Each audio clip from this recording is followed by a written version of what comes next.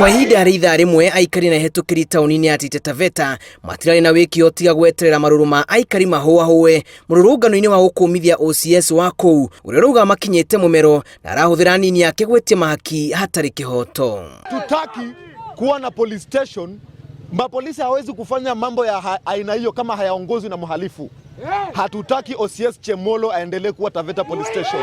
Arũrũngani aya nĩ hamwe na atwarithia a nduthi matetete makiuga OCS ndakoretwo akĩmaiyũkia na njĩra njega na kũheo nduka matigaga gũikĩria kĩrĩa o mũthenya na kwaga gũgaikio thĩiniĩ. Kama Muhuri tuliandika barua kwa Inspector General tukilalamikia tabia ya OCS Taveta Police Station, na si tabia ya OCS tu na tabia za maofisa ambao wanafanya kazi chini yake.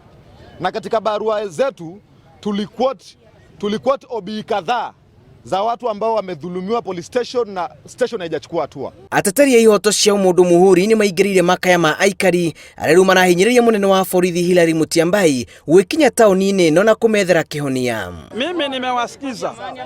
Mimi nimewasikiza kwa heshima, na mimi pia nataka mnisikize kwa heshima. Tuko hapa kusaidiana, bila wewe usingekuwa hapa. Mimi niko hapa kwa sababu yako, wewe ndio unanilipa mshahara. Uende ulipe ndizi uje nilipe mshahara. So kama mimi naongea, mbona hutaki mimi niongee?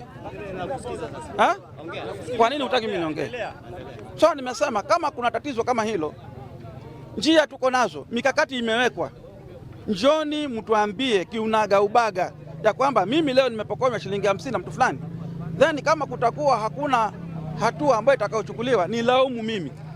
Munini wa OCPD mwena ũcio nĩ wohoreirie aikari arĩa merũmĩte kĩni gũcokereria mũrũrũngano-inĩ agĩkorwo OCS ũcio ndakũgarũrĩra. Ngĩribotera Inooro TV, njĩtagwo Julius Karĩithi wa Mũnene.